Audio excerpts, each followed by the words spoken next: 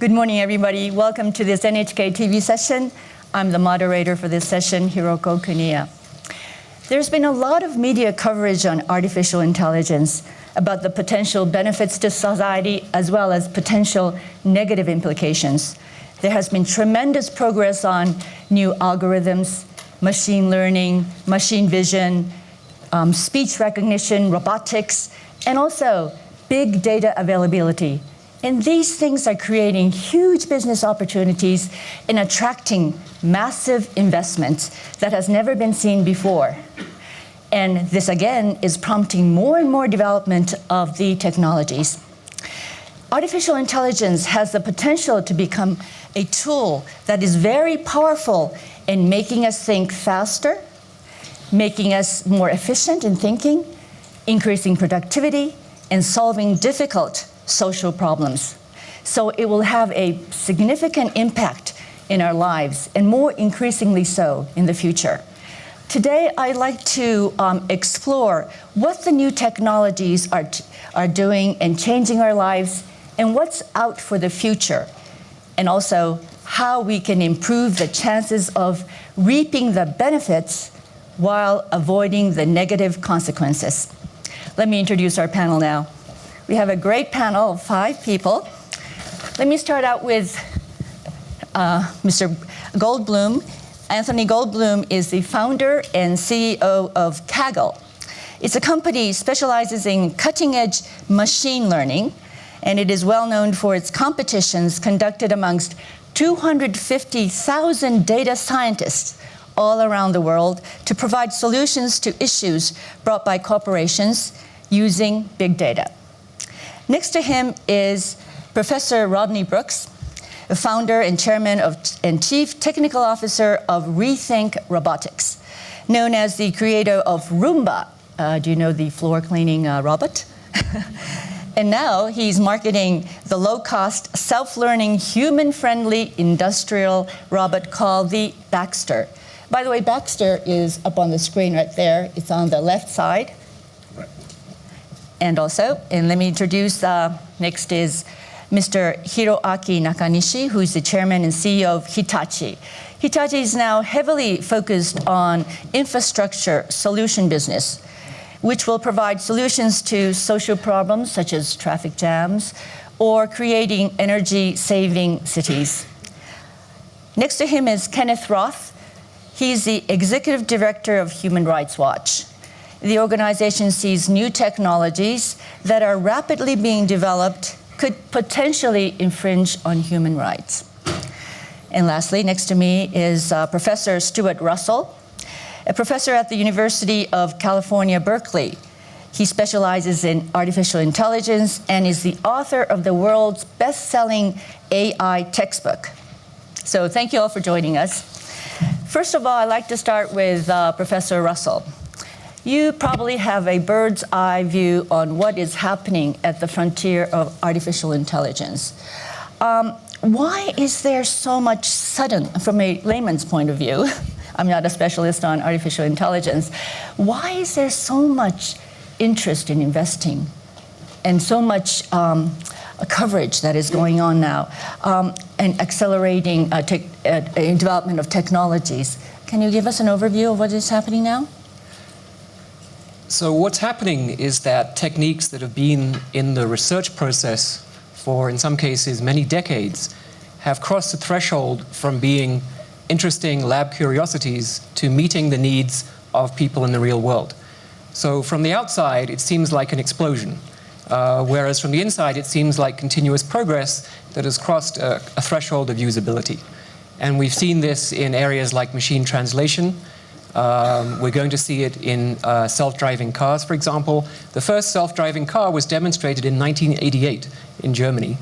And so it's been quite a long time, gradually improving the technology, the reliability, the safety, until hopefully within the next few years we'll see that kind of technology crossing the threshold to usability in the real world.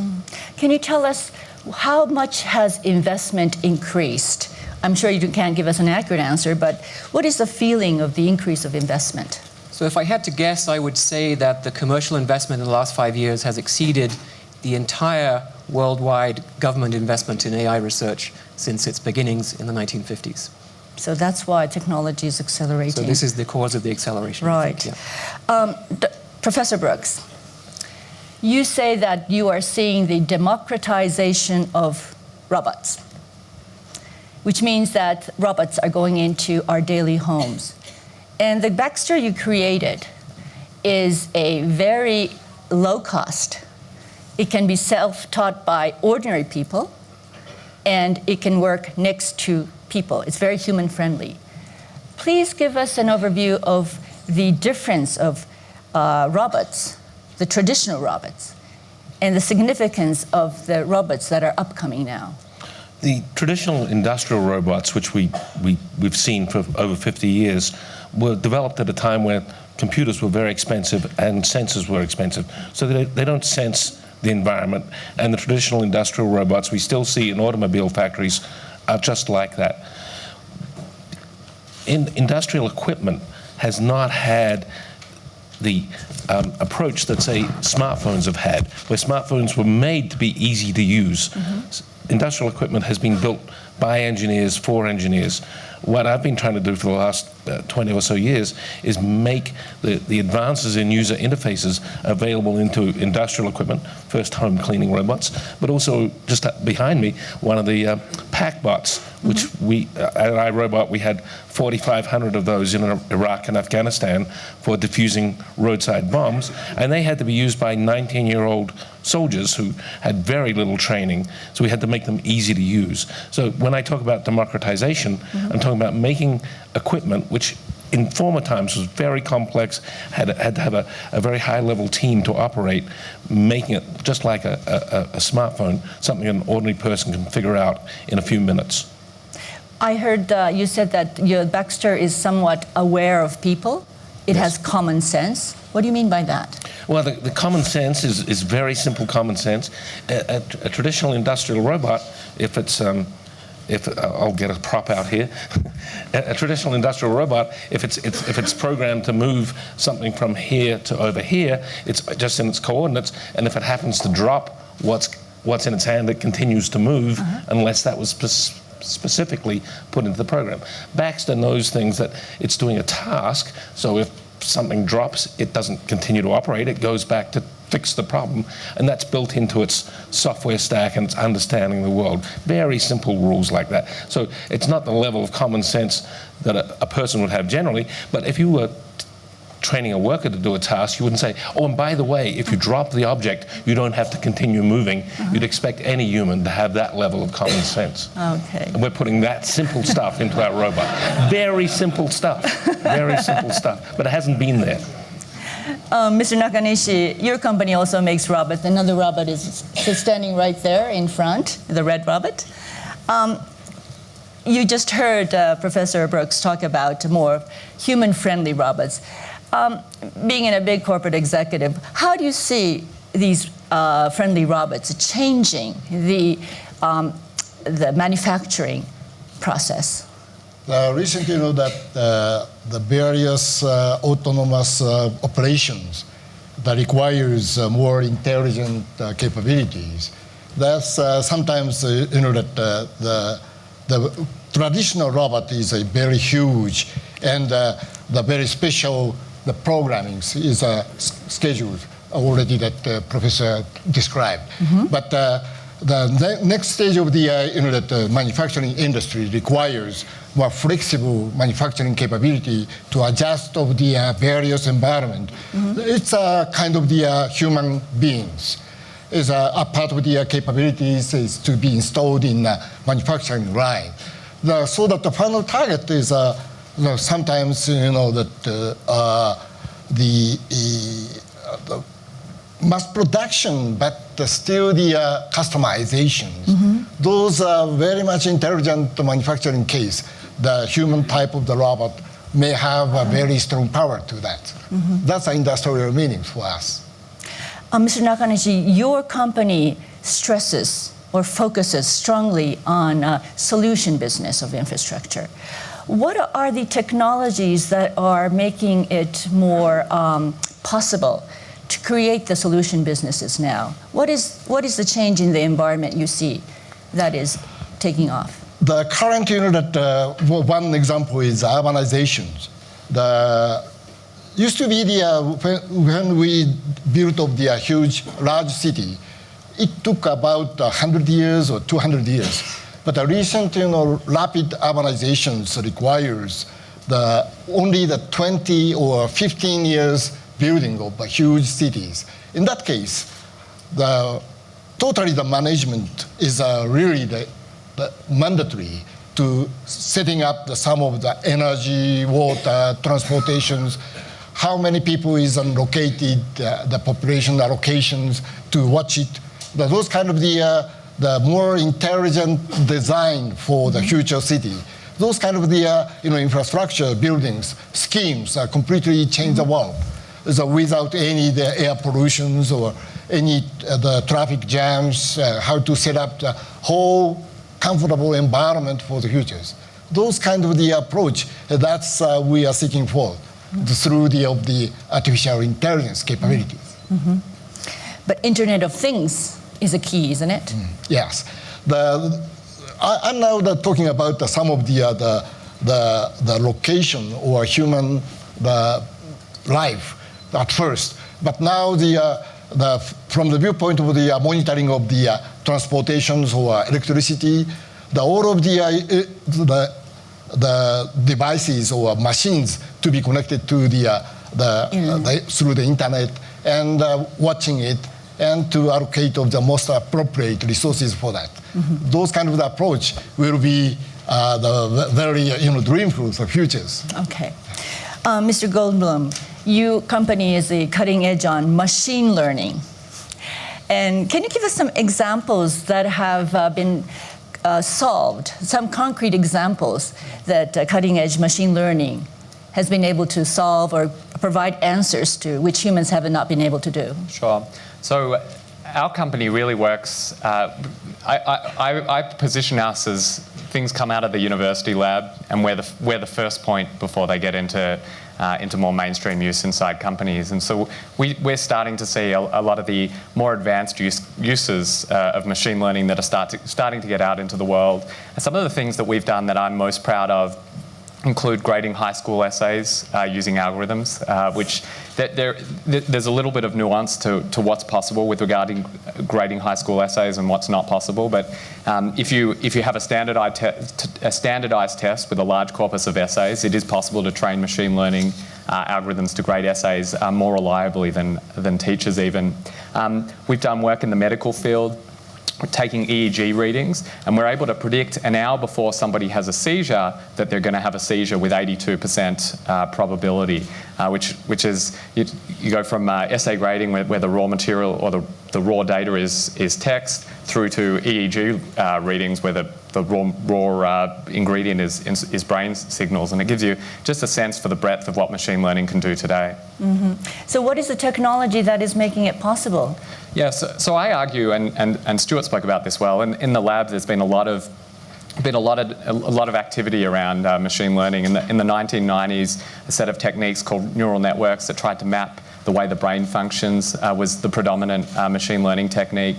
And then during the 2000s, a class of techniques that I generally classify as ensemble techniques really emerged. And these techniques are very, very powerful because they're the kind of techniques that are very robust, that you don't have to be, a professor at the University of California, Berkeley, in order to be able to operate. They're much more, they're very robust techniques that are that a less qualified user can use very effectively. And I think that's been a really key development in the democratization of machine learning and some of the new applications that we're seeing spread throughout industry. Mr. Roth, you're not in the AI business or in the machine learning business. From your perspective, how do you perceive the recent developments? Well, my concern is whether we have developed the ethical and regulatory framework to ensure against misuse of these new technologies. I mean, obviously there are huge advantages to our day-to-day lives, but if you look at the various applications, I mean, take in warfare, we are now facing the possibility of what are known as fully autonomous weapons. That is, weapons that can be basically sent off into the world and kill without human intervention, without somebody actually pressing the button or pulling the trigger. These so-called killer robots. Do we want that? Can machines, even with all these advances we've heard, have the kind of refinement of judgment to decide whether, a man in the field there with a rifle, is he a combatant, or is he a farmer in a dangerous situation trying to protect his field? Or is that child stumbling toward the front line somebody who's lost, or a potential suicide bomber who's been sent on a mission? These are very difficult judgments, and you need, I think, human capacities. You don't want machines deciding to kill or not. Or if you look at some of even the sort of mundane applications in the home, yes, to have a robot vacuuming is lovely, but the law right now says that all the data in my phone is available to the government because I shared this with the internet company. Now that's crazy. I didn't share it so the world could know, but the current law says that because I had no choice but to have the internet company have access to this data, I've lost my privacy rights. Now, what happens when that goes into the home? Imagine a robot that's collecting a video image of your home, recording everything that goes on. Are you sharing that with some company and therefore you've lost all privacy in your home? We don't think that should be the case, but that's the current law.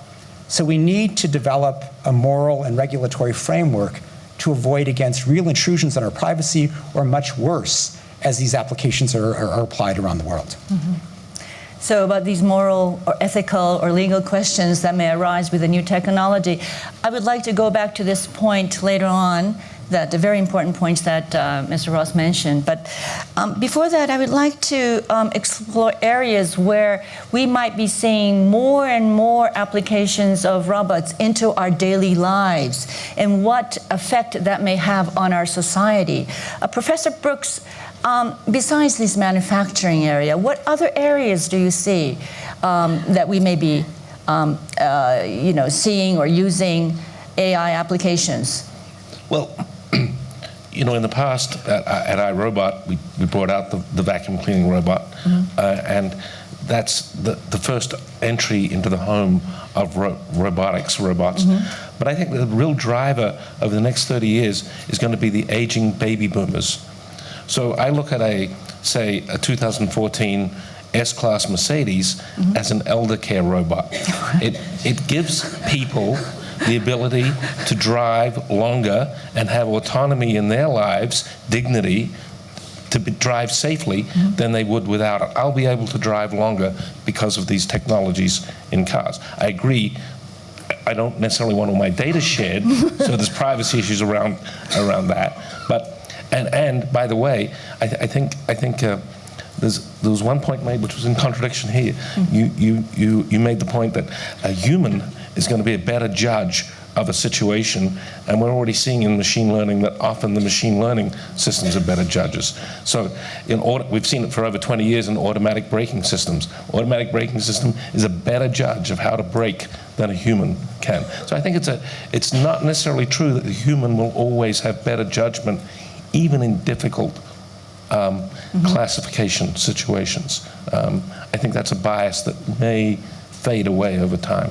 So you're saying elderly society will have more use of the robots? Yeah. Healthcare? So right now, cars coming into the home, giving the very elderly the ability to live by themselves or with their spouse, but independently of having to get outsiders come into their home, or they have to go into high care, let them live longer, because with the demographic inversion, there are just not enough people to provide those sorts of services that the elderly will need.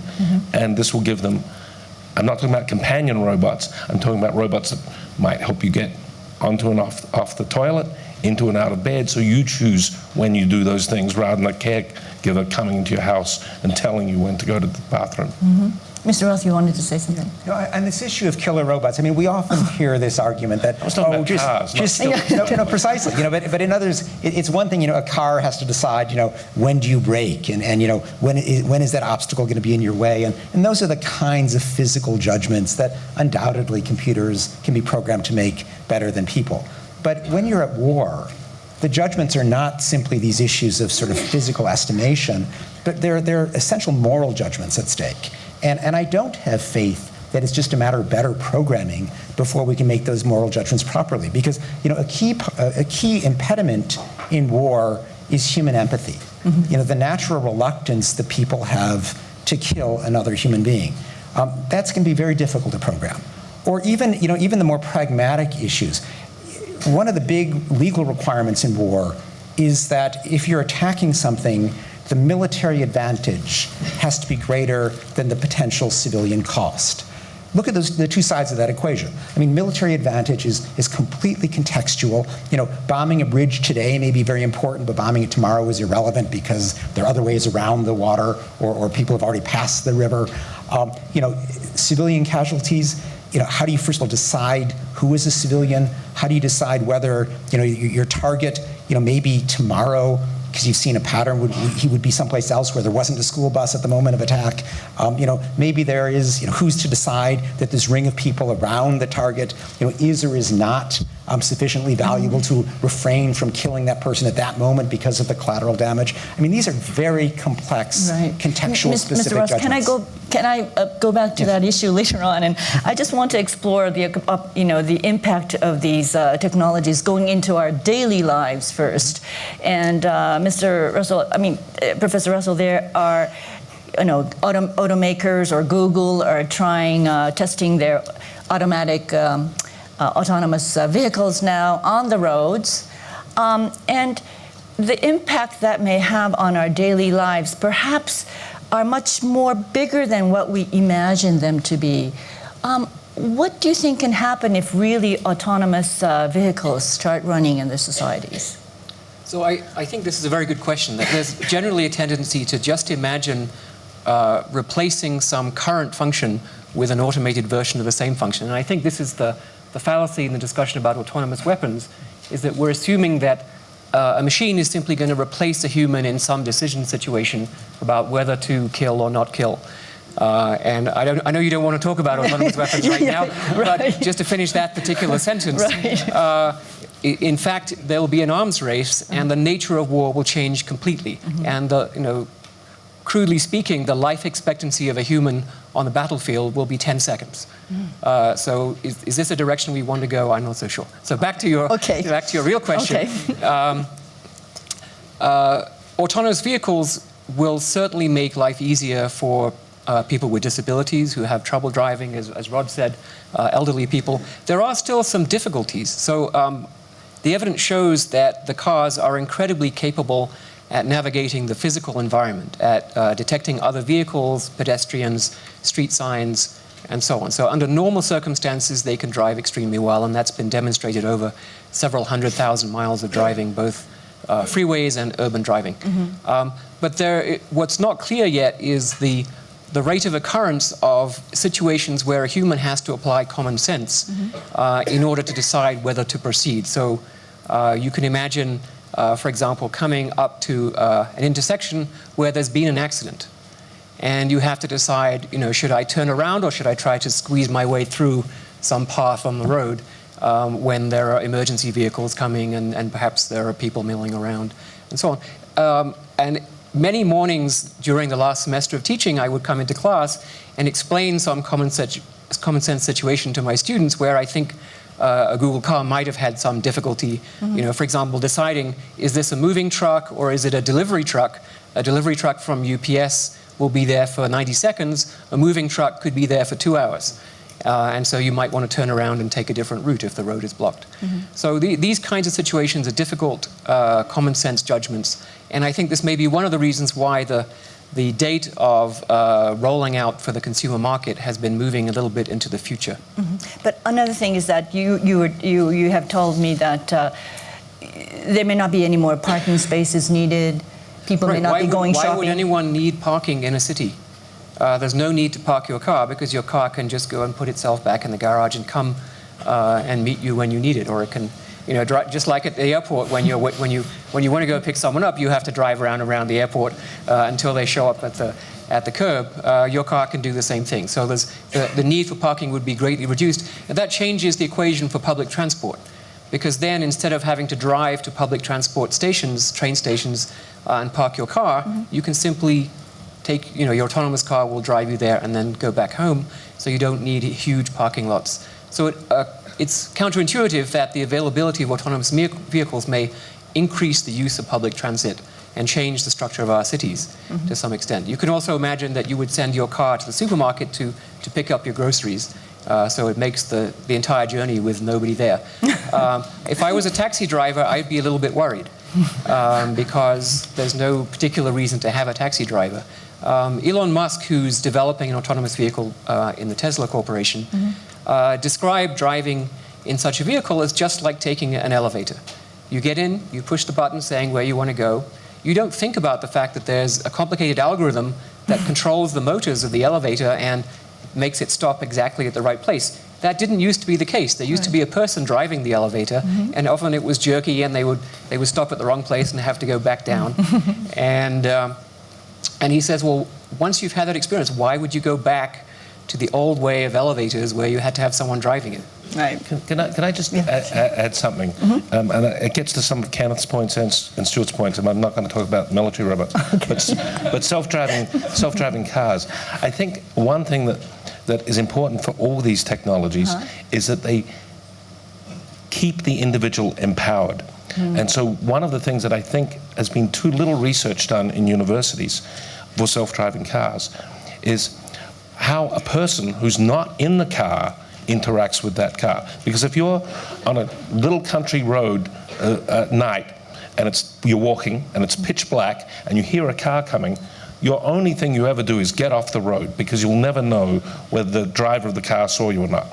Right now, in daylight, we make estimations of whether the driver has seen us or not, whether we're in another car or a pedestrian. If they've got their phone up their ear and they're looking that way and you're over here, you estimate they haven't seen you.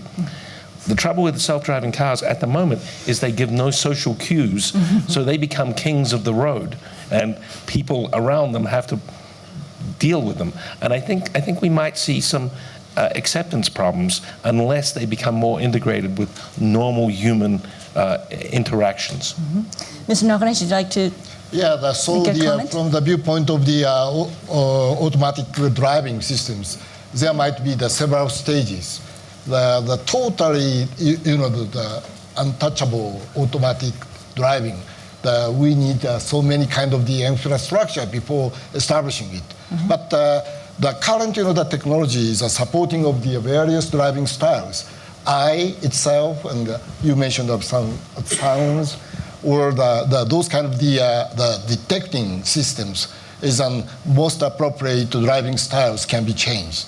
That's the real practical case for the autonomous driving right now. Mr. Goldblum, you've been, probably cooperating with corporations. They bring in the big data, they bring you the problem, and you have 250,000 data scientists compete for the best answers, right?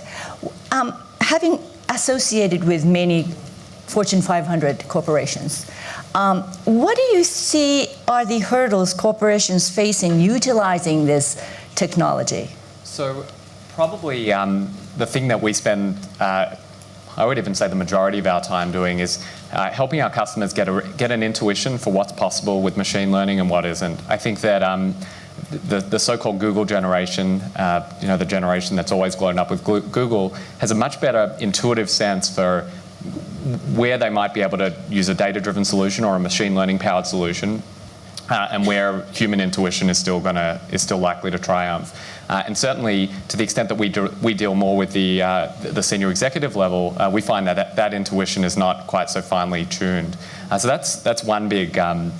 It's one big stumbling block that we face. Another one is a little more mundane, but a lot of companies have grown up before the era of large-scale databases, and so they've got a little bit of data stored in this database over here and a little bit over here and something in Excel over there, and just literally assembling the data sets and to getting them into a point where you can actually do machine learning is unfortunately a real bottleneck, and it's a bottleneck. It's an issue that older more traditional companies face that digital native companies like Google and Amazon don't face.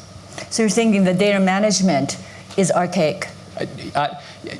Yeah, I mean, it's archaic is probably unfair. I think that I have a lot of empathy with this with the situation. I think Amazon grew up in a world where all these technologies were available, and they could from the very beginning have their data well organized in a nice structured database. Companies like Walmart have done a very nice job of this, but other companies, more traditional companies, have had to, IT change is very wrenching, as I'm sure a lot of people in the room will have experienced. And so going from an older system to a newer system is not an easy process in a larger company. Mm-hmm. Mr. Nakanishi, you are in the solution business using massive data as well. What do you find in your corporation, some of the hurdles that are sort of making it difficult? The target is really the most appropriate, the optimized solutions to be established. Mm-hmm. The data, big data, and big data analytics, those two tools is a really powerful tools for making optimized solutions for that. Mm-hmm. But before that is a kind of the big issues for us to utilize of the big data. How can we gather through the collaboration with our potential customers or societies? If possible, that we can analyze it to the detecting of some of the real key issues for the avoiding of the malfunctions, and also the more appropriate solutions for that. That's our approach. So there might be so many cultural issues to be solved before the applying of the algorithms to define it. In the case of the mining or in the case of the healthcare, it's a big difference. Mm-hmm. In the case of the mining, it's really the not included so human factors here. But in the case of the healthcare, how to deal with all of the data for each person's. Sometimes privacy, what the protect of such a right is. Mr. Roth, you wanted to? Yeah, if I could follow up on that. I mean, at a certain level, you think, if you could use a big data analysis to predict who in this room is going to have a heart attack in the next year, wouldn't that be great? Because we could, take preventive measures and save lives, and that's undoubtedly for the good. But again, there's a need for regulation, because that same data in the hand of an insurance company, they would say, well, we're not going to insure you, or we're going to charge you an arm and a leg because you're going to be expensive, and it completely undermines the point of insurance. So, this is not an argument against the big data analysis. It's an argument for certain kinds of regulations in this new context. And I think, to move into a different context, the latest people to be enamored of big data analysis are our security forces, the intelligence agencies, that they keep arguing we need a bigger and bigger and bigger haystack so we can find the needle where that terrorist might be. And intelligence agencies have been so intent on collecting this massive data that they actually have overwhelmed themselves. If you look at the Paris attacks just recently, these were people who were known to the police department. But the police ran out of resources to follow them. They had other priorities because they were so overwhelmed by this data. And so you have to ask, are we getting the right balance here between these, this wonderful big data analysis and some of the old-fashioned techniques needed to follow up? And I think right now we're actually swinging much too much toward just collecting everything beyond our capacity to use it, with real costs to our privacy. Professor Russell, on this, since the privacy issue has come up, I want to ask you, what should corporations do? I mean, data gives much value. It provides business opportunities. You can create businesses with big data. But isn't the aggregate data as important as, you don't have to be so personal to be able to find the business opportunities? Aggregate data is, isn't it enough to create business opportunities? Why do you think corporations, are doing enough to make the privacy issue, more safe for others, make us more feel comfortable? My view is that they're doing almost nothing. Oh. And there are two reasons for that. One is that there haven't been very many disasters yet that have really affected people's bottom lines, the corporate bottom lines, although there have been a few. And the other is, I think, people are just lazy. The companies use very simplistic solutions that don't protect privacy, even though there exist technological solutions that do. So individual data is very useful. For example, if I'm walking by a particular store and that store has information that I'm the kind of person who buys a particular type of product at that store, let's say a scarf, then maybe it wants to text something to my cell phone saying, oh, by the way, we have a really nice scarf, in a different color from yours, and it's half price today, and maybe you'd like that, because we know you lost your scarf last week. So, I mean, that you'd be a bit taken aback if you got that message, but you could be, I guess you might be grateful. But the point is that can be done without ever the company actually ever explicitly knowing that you were at that particular place and having to record that information. So individual transactions, individual advertising can be done in a way that's anonymized using encryption techniques. And these solutions are available, but they're just not used because companies take the more straightforward approach, which is sort of database lookup. Why do you think they're so lazy? Unencrypted information. Why do you think they're so lazy? Perhaps they are not aware of the technological solutions. Perhaps they just don't feel any pressure. It maybe costs a little bit more. It might be that the solutions haven't been made available in packaged form that's easy for corporations to use. So I think there'll be a learning process and a commoditization process of these privacy-preserving technologies, and perhaps regulation might push that along a little bit. Professor Brooks, have you ever felt kind of scary or Well, yes, spooky? Probably many people in the audience have. Often when I'm going somewhere, ahead of time on my home computer, I'll go to Google Maps and look up where it is on Google Maps. And then I get off the plane and I'm in the rental car and I bring up the Google app here and I start to type in where I want to go, and I put the first digit of the address and it auto-completes exactly where I want to go because it's correlated my actions at home on my desktop machine with me traveling around. Now, first I found that very spooky and scary, but I must admit, then I found it convenient. So I got sucked into this loss of privacy.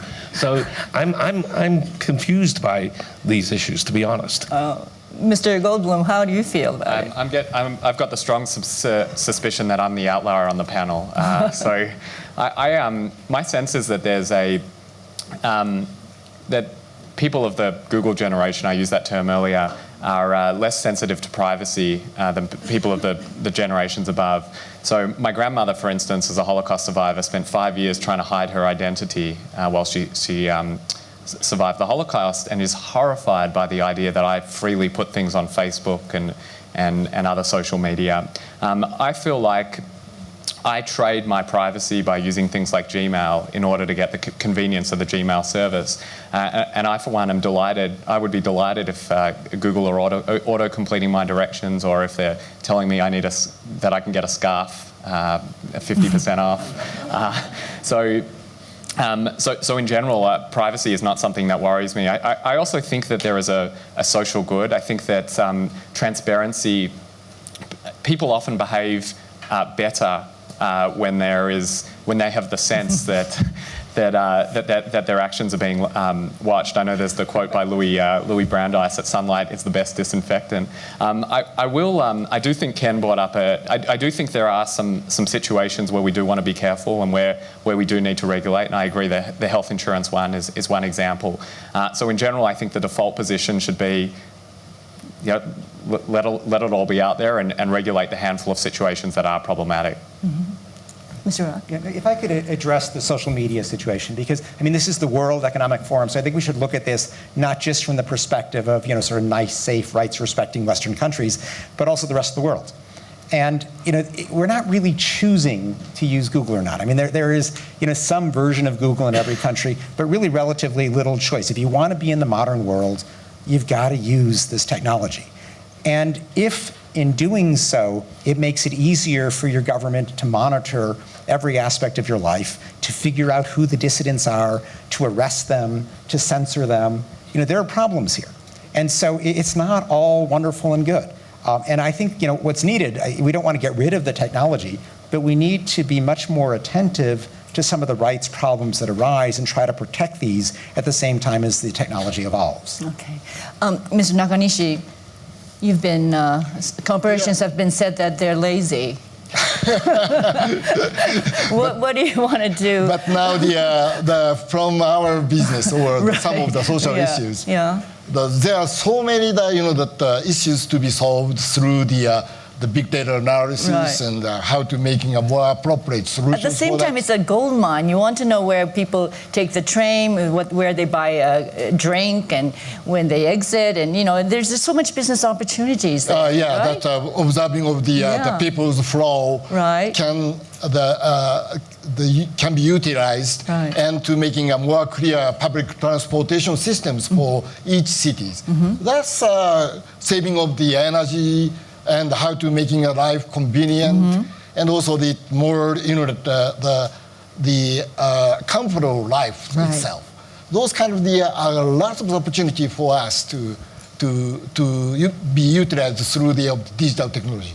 That's our basic stance. Right. Yeah. And you have to be aware of the negative consequences as well.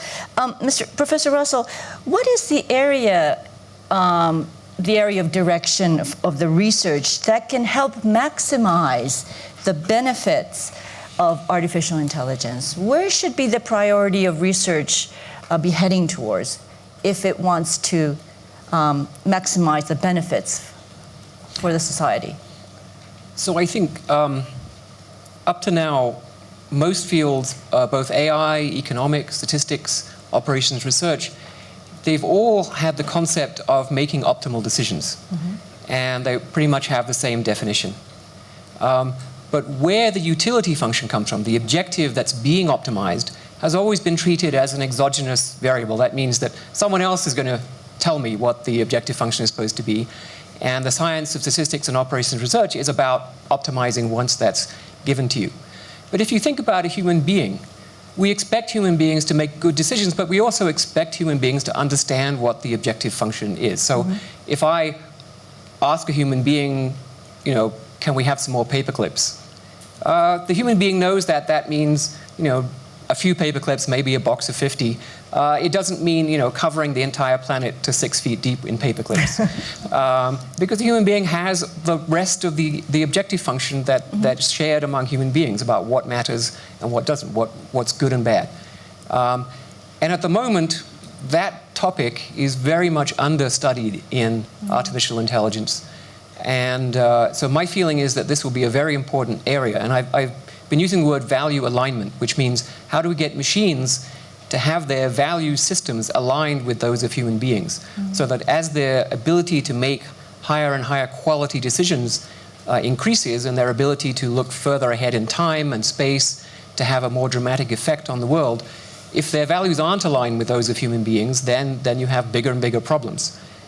So if we can solve that technical problem of getting machines to understand what human values are, the entire spectrum, everything that we care about, and all the trade-offs and so on, that the humans just understand naturally, then I think that will go a long way towards making AI more beneficial. And in a very practical sense, if you think about a domestic robot who might be doing some of the tasks that a person might do, for example, the laundry, the cooking, the cleaning, perhaps babysitting the kids until the parents get home. There's a lot of common sense decisions that have to be made that involve trade-offs. Every day, hundreds of these decisions. For example, there's some food in the fridge. The children are hungry, but the food's been in the fridge maybe a little bit too long. Do we give the food to the kids, or do we go and spend more money at the store and buy some more food and come back and do it?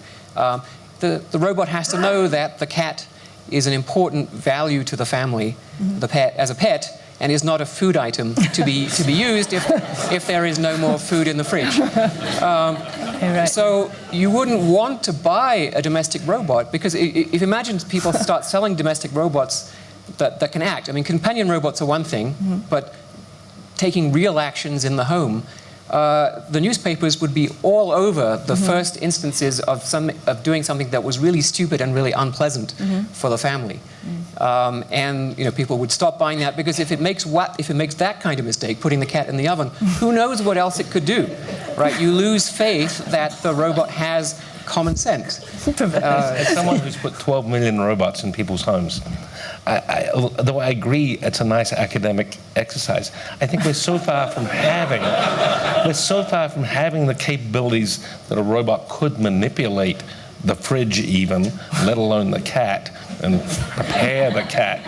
These sorts of examples, they sound fun, but they're so far from reality that I don't think we need to worry about those yet. And when the time comes that we do need to worry about them, I think the issues will be different than we imagine they are now. They'll be complicated, but I don't think we have the tools to understand what they'll be like, because the world just doesn't change by plopping. It's like a Hollywood movie. Hollywood movie always plops a new technology or a new thing in existing society. But existing society has always changed before you get to that.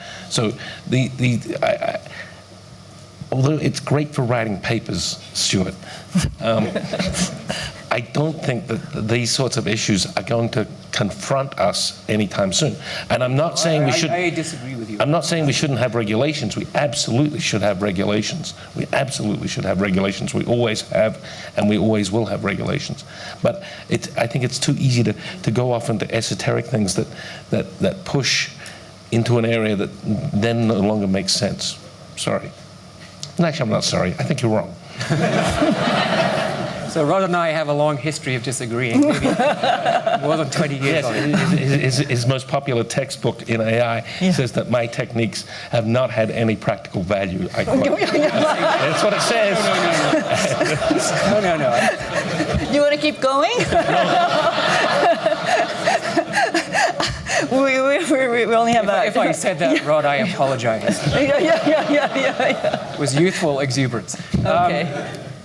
So I do think, actually, to contradict Rod, that these capabilities are maybe a little closer than one might think. So in our lab, for example, Peter Abil, my colleague, has shown the sort of complete laundry cycle. So a robot that's able to pick up the big bin of laundry, to go through each of the items, to sort them according to the kind of wash they need, put them in the washing machine, run the washing machine, take them out of the washing machine, sort them again, fold them up into towels, socks, shirts. And the one thing it hasn't figured out is what happens to that missing sock. Where does it go?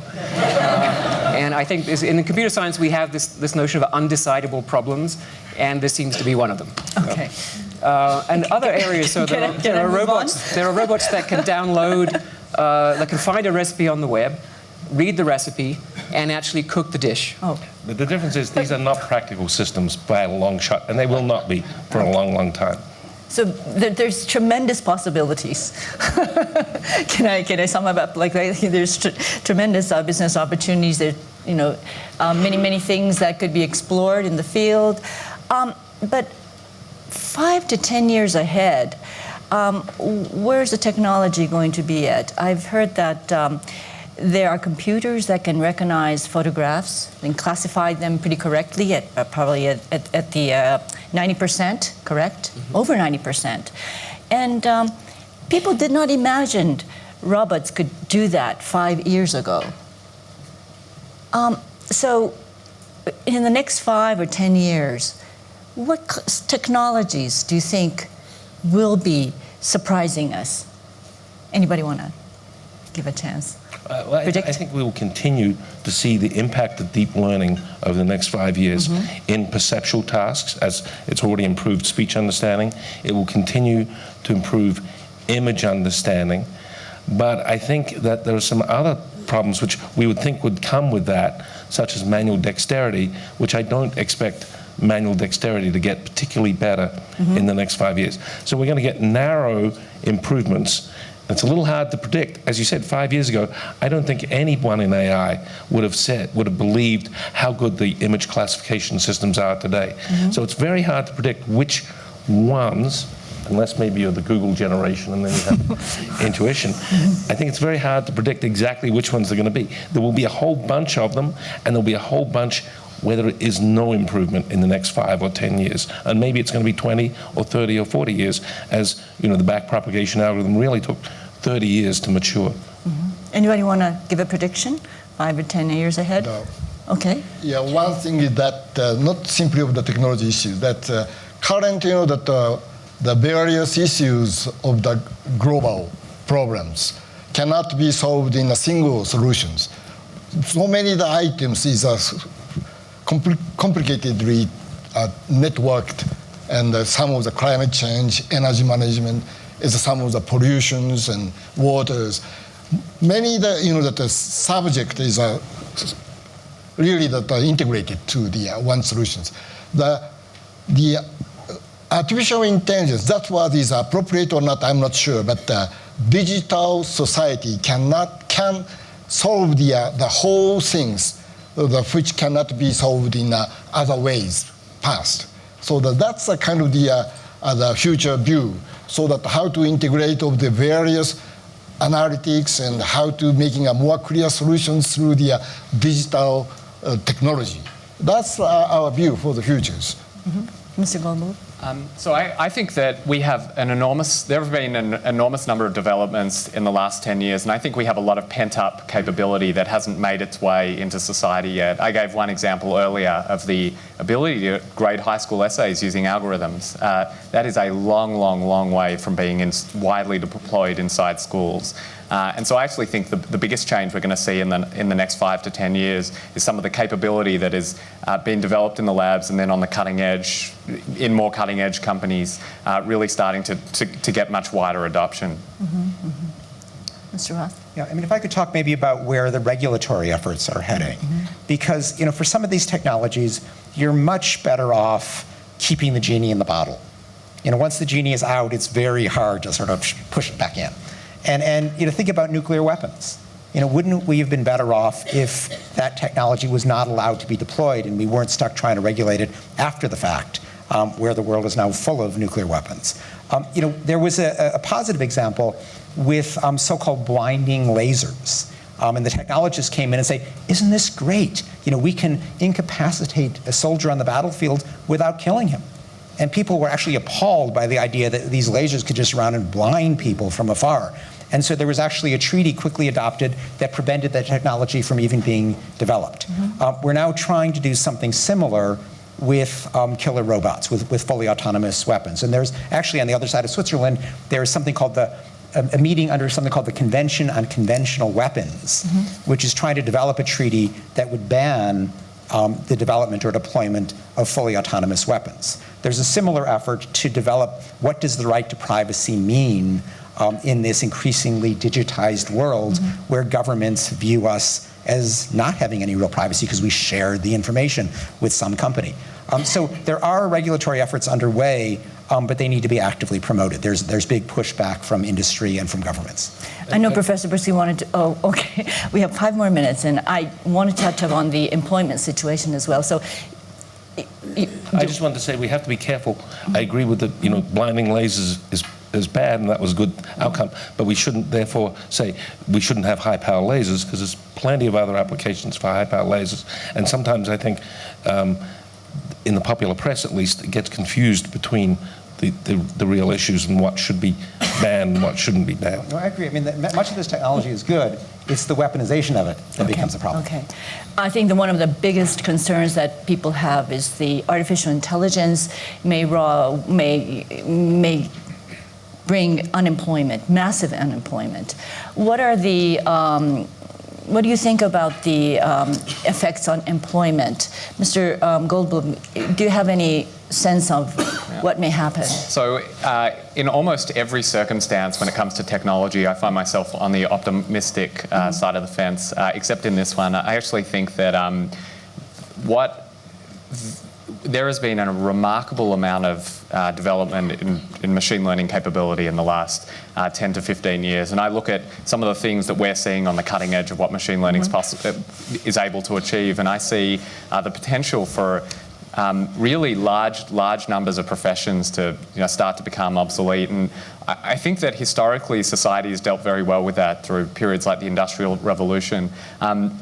My concern this time around is that the rate of change is so fast that the ability to adapt is the fact that we've adapted in the past to progress doesn't necessarily mean that we should be optimistic that we're not going to have massive unemployment as a result of some of the remarkable technologies currently being developed. Mm-hmm. Professor Russell, the productivity is going to increase with the incorporation of robots and AI technology, but at the same time people worry about inequality rising. And even just yesterday at Davos, I heard that maybe 65% or 75% of the kinds of jobs may disappear. Is that really So I've heard those figures. a possibility? And, last night, I attended a dinner with several senior economists, Nobel Prize winners. Mm-hmm. The dinner was supposed to be about the new internet economy, mm-hmm. But the economists really only wanted to talk about the impact of robotics and AI on jobs in the next few decades. Mm-hmm. And I think I see two sides of the issue. One is that the notion that normal work means standing in front of a machine and doing the same thing 18,000 times a day, every day of your life. That's a fairly new notion. That's really the last 150 years or so. Mm-hmm. And 500 years ago, someone writing science fiction, this might have been their version of catastrophe, of their dystopian future. And now we're worried that it's going to go away. So that gives you pause. Do we need to continue with a system where most people in the world are treated as machines? And I think the answer is no. Mm-hmm. The question is, what do we replace it with? How do we engineer a transition to a society where people are actually doing things that people enjoy doing and are beneficial to others? Mm-hmm. I read to my children most nights. I enjoy doing that. They enjoy it. But it's not an economic exchange. Mm-hmm. So people can provide value to each other. And the question is, how do we make an economy out of that? How do people gain wealth and self-respect and a feeling of a position in society when the traditional notion of a job may be vanishing? Mm-hmm. Lastly, I'd like to ask each of the panelists whether or not the future will be a brave new world or not. Can I start with Mr. Goldblum? I can't just say yes, can I? No, I as somebody living in the Bay Area, I said to my wife before we moved to the Bay Area from Australia, in the BC era it was Athens, during the AD era it was Rome, during the Renaissance it was Florence, and today it's San Francisco. And I think a lot of our life in San Francisco is incredibly convenient, whether it be Uber or having groceries delivered or you name it. And I think to the extent that holds and San Francisco sort of leads where the rest of the world is going, I think it's we have a very exciting future in front of us. Okay, Professor Brooks? I'm of two minds here. Mm-hmm. My robot Baxter, up on the top right, is often accused of taking away manufacturing jobs, but in the US, the average age of a manufacturing worker is 55. People don't want those jobs in the US, and in the third-party logistics, the jobs have been done by undocumented aliens, and the country is pushing them out. There's no one to do those tasks. At the same time, I am very worried about the inequality that's happening, and so how do we find ways to make technology be something that can benefit people to have satisfying jobs and income? And lastly, I want to say that with all technologies there comes disruption. 100 years or so ago, farming became mechanized. It didn't lead to massive unemployment amongst humans. The number of people working on farms went way down. What it did lead to, however, was a decimation of the horse population. And let's hope that the humans aren't the horses this time around. Okay. Mr. Nakanishi? I myself is very optimistic in the futures, and also that we cannot stop of the trend of the digitalization. And also that from the viewpoint of the employment, in our case, the Hitachi has more than 200,000 employees in Japan only. Mm-hmm. But now there used to be 80% of the employees is a blue-collar workers. But right now, only the 20% is a blue-collar. The others is a desk workers. So that we have to adjust our own lifestyles to digital world. That's a very crucial issue. But still, myself is very optimistic. Mr. Roth? Well, for me, the difference between a world that's much better because of technology and a brave new world is a question of complacency. It's very easy for us to sit back and say, oh, things are getting better, let's just live on. And that can be problematic. We've seen in the realm of surveillance how capacities have far outstripped the ability to regulate them to keep our privacy in check. So we're now quickly trying to catch up. We need to try to avoid a similar problem in the area of weaponry. We don't yet have killer robots deployed. So here the aim is to stay ahead of the technology and develop the laws before the technology gets ahead of us. Okay. And lastly, Professor Russell. So the title Brave New World is sarcastic. The book is written from the point of view of someone who's visiting a world that thinks of itself as a brave new world, right, but he finds it utterly repellent. Right. And it doesn't say how did the world get into that state, but presumably it got into that state by a series of small changes, each of which seemed desirable at the time. Exactly. And what was lacking, presumably, in that process was foresight, of thinking about the direction of society and over a long period, and saying, if we keep going in that direction, we're going to get to a state that will be hard to get out of, and we won't necessarily want to be there. So I think organizations like the World Economic Forum are really devoted to doing that thinking, to understanding the possible futures and steering. We have to get out of the mindset that all we do is forecast. We have to steer, and that's what I would like to say. Thank you. Okay.